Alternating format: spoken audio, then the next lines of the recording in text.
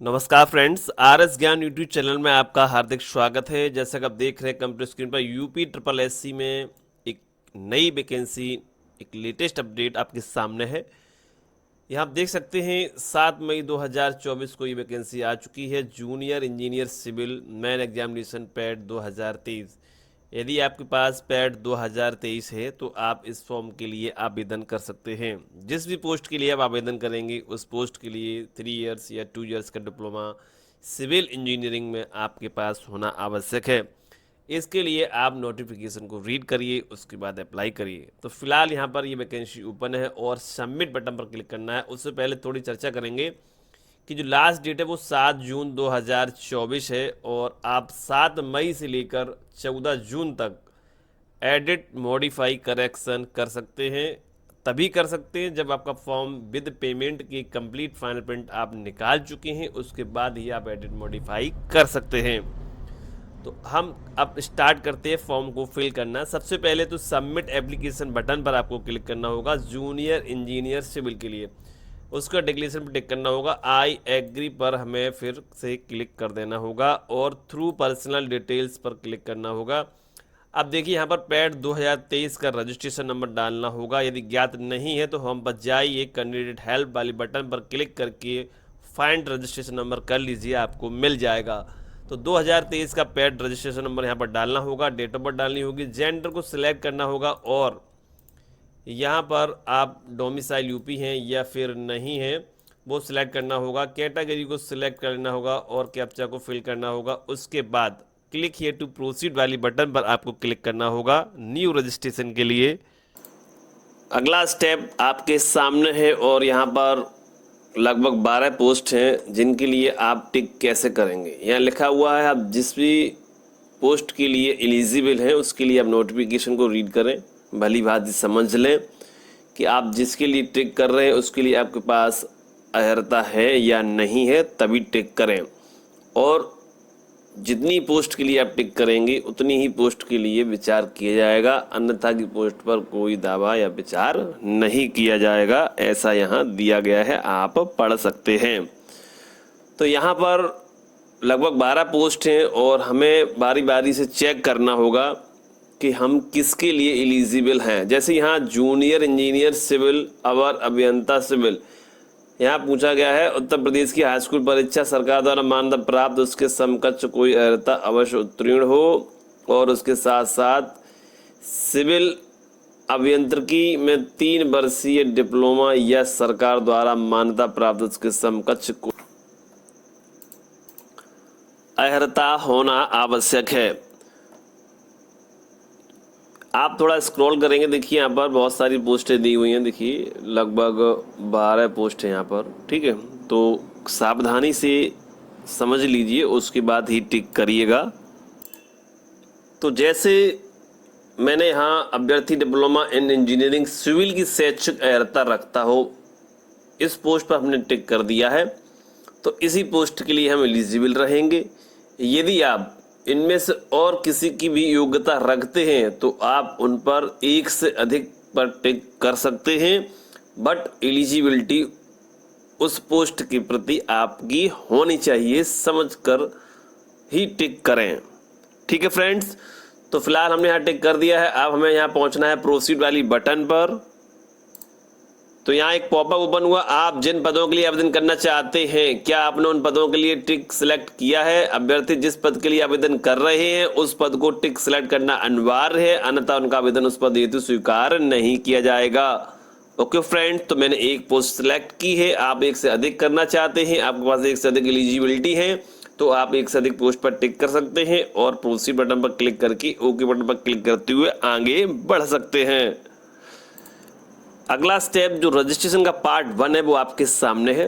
जो top details थी वो पैड 2023 से फीच हुई, जो कि मैंने हाइड कर रखा है, उस डिटेल में अभी आप एडिट नहीं कर सकते।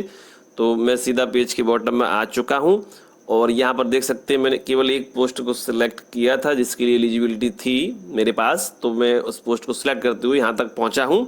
यदि आपके पास एक से अधिक है तो एक से अधिक पोस्ट यहाँ पर शो करेंगी जिनके प्रति आपकी एलिजिबिलिटी होना अनिवार्य है। तो यहाँ पर देखिए मैंने यस पहले से ही कर रखा है, पहले से ही है वो। और अभ्यर्थी डिप्लोमा इन इंजीनियरिंग सिविल की शैक्षिक योग्यता रखता हो तो यहाँ यस करना होगा। उसके बाद यहाँ बोर्ड यूनिवर्सिटी लिखना होगा। ग्रेडिंग सिस्टम में तो यस करेंगे, नहीं तो नो करेंगे। उसके बाद ऑब्टेन्ड मार्क्स, टोटल मार्क्स यहाँ लिख देने होंगे और यहाँ पर पासिंग सेलेक्ट करना होगा। सर्टिफिकेट या रोल नंबर को लिखते हुए यहाँ पर इशू डेट, सर्टिफिकेट या फिर मार्कशीट की यहाँ टाइप कर देते हैं, लिख देते हैं, सिलेक्ट कर लेते हैं। और उसके बाद बोर्ड यूनिवर्सिटी यहाँ लिखेंगे, कैप्चा फिल करेंगे, सबमिट करके अगले स्टेप के लिए आपको पहुंचना होता है। अगला स्टेप फोटो सिग्नेचर का है, जो पहले से ही अपलोड थी 2023 के पैड के रजिस्ट्रेशन नंबर में शो नहीं कर रहा है, तो आप रिफ्रेश रीलोड करेंगे, यहाँ शो कर जाएगा। कंटिन्यू बटन पर आपको क्लिक करना होगा।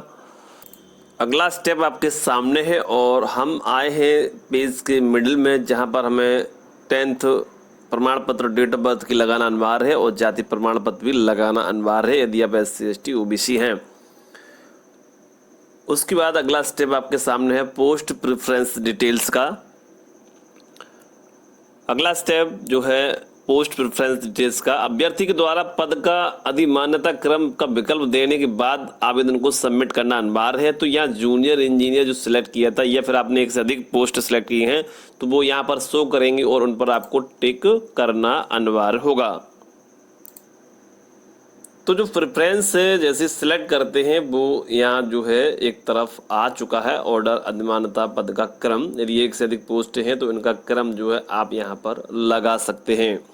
एक ही पोस्ट है तो एक क्रम यहाँ ऑटोमेटिकली टिक करेंगे तो वैसे ही यहाँ पर लग जाता है।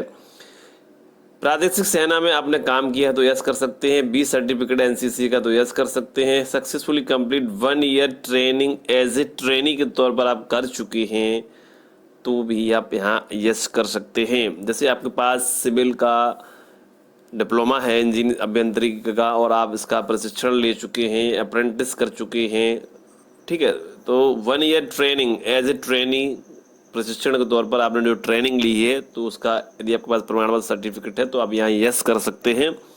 उसके बाद यहाँ एड्रेस डिटेल है, चेक करते हुए पेज की बॉटम में पहुँचते हैं, प्रीव्यू बटन पर क्लिक करना होगा। उसके बाद डिक्लेरेशन पर ऑटोमेटिक टिक है और यहाँ I accept the above declaration पर यस करना होगा, कैप्चा फिल करना होगा और सबमिट बटन पर क्लिक करना होगा। अगला स्टेप जो है पेमेंट का है, क्लिक हियर टू पे बटन पर क्लिक करना होगा। अगला स्टेप आपके सामने है, स्टेट बैंक पर टिक करना होगा, डिक्लेरेशन पर टिक करना होगा, प्रोसीड फॉर फी डिपोजिशन वाली रेड बटन पर क्लिक करना होगा। अगला स्टेप आपके सामने है, प्रोसीड बटन पर क्लिक करना होगा।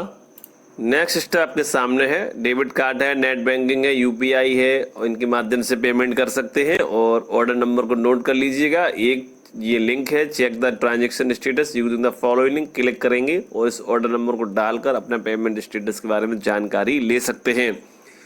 यहीं पर आप पे नाउ बटन कर रहे हैं या फिर UPI से कर रहे हैं या फिर आप डेबिट कार्ड से कर रहे हैं, कुल मिलाकर आपका पेमेंट कटा है या फिर फेल्ड हुआ है। अब आपका इनकम्प्लीट फॉर्म में आप फाइनल प्रिंट आउट नहीं निकाल पा रहे हैं, स्टॉप सर्विस आ रहा है या फिर इनवैलिड क्रेडेंशियल्स आ रहा है, पेमेंट वेरीफाई नहीं हो रहा है, वेरीफाई का बटन ओपन नहीं हो रहा है, तो ये सब प्रॉब्लम्स कैसे समाधान होगा। RS ज्ञान यूट्यूब चैनल है, आप चैनल पर जाएंगे तो कोई भी आप UPSSC से रिलेटेड वीडियो देख लीजिए जहाँ पर लिखा होगा पेमेंट फेलियर अपडेट रामबाण ट्रिक के साथ। ऐसी कई वीडियो हैं, उन्हें देखकर आप अपना समाधान पूर्णतः विस्तार से कर सकते हैं। वीडियो में सारी जानकारी देंगे तो वीडियो काफ़ी लंबा हो जाता है और आप लोगों को देखने में प्रॉब्लम्स हो सकती है।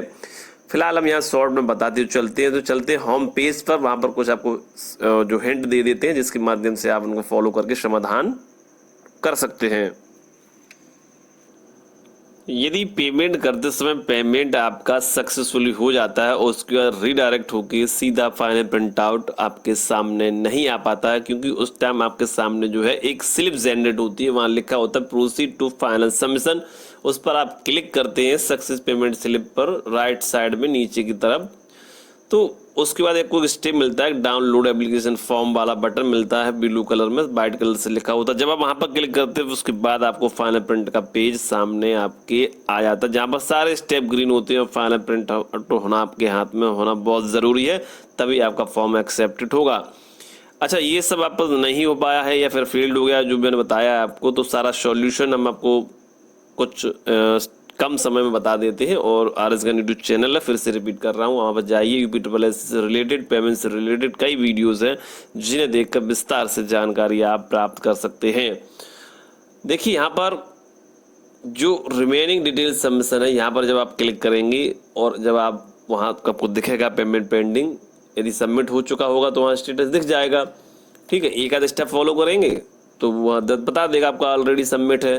बट ऐसा नहीं हो पा रहा है, वहाँ पर एरर आ रहा है, वहाँ पर बताया जा रहा है कि double verification of mode payment करें, वहाँ से पेमेंट वेरीफाई करें। अब वहाँ से कर रहे हैं तो आपका वो वेरीफाई बटन नहीं दिख रहा है, वहाँ से दिख रहा है, अब वेरीफाई हो रहा है तो आप वहाँ से फाइनल प्रिंट आउट का प्रोसेस पूरा कर सकते हैं।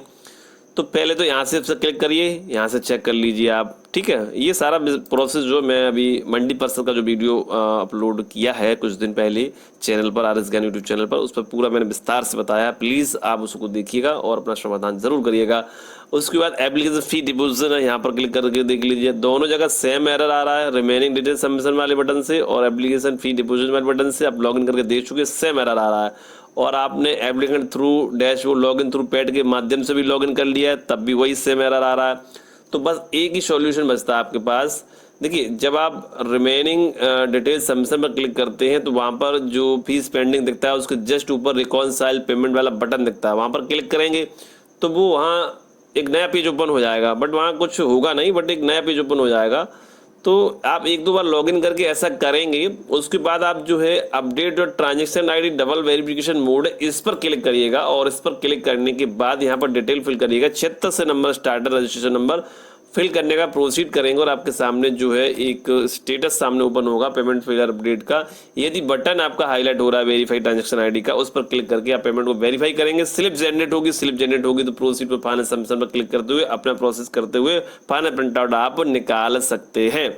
यदि फीस नहीं कटी है और आपने वेरीफाई पर क्लिक कर दिया है तो उसके बाद जब वेरीफाई पर क्लिक हो जाता है तो एक अगला पेज ओपन होता है, उसके बाद आप फीस पेमेंट भी कर सकते हैं।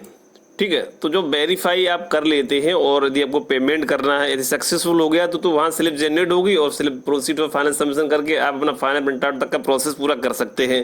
यदि पेमेंट सक्सेसफुल नहीं है या फिर सक्सेसफुल नहीं हो पा रही है, दोबारा से पेमेंट करना है और आपने वेरीफाई ट्रांजैक्शन आईडी पे क्लिक कर दिया, नहीं ओपन हो रहा है आईडी, तो रिफ्रेश कर लीजिए वहाँ पर।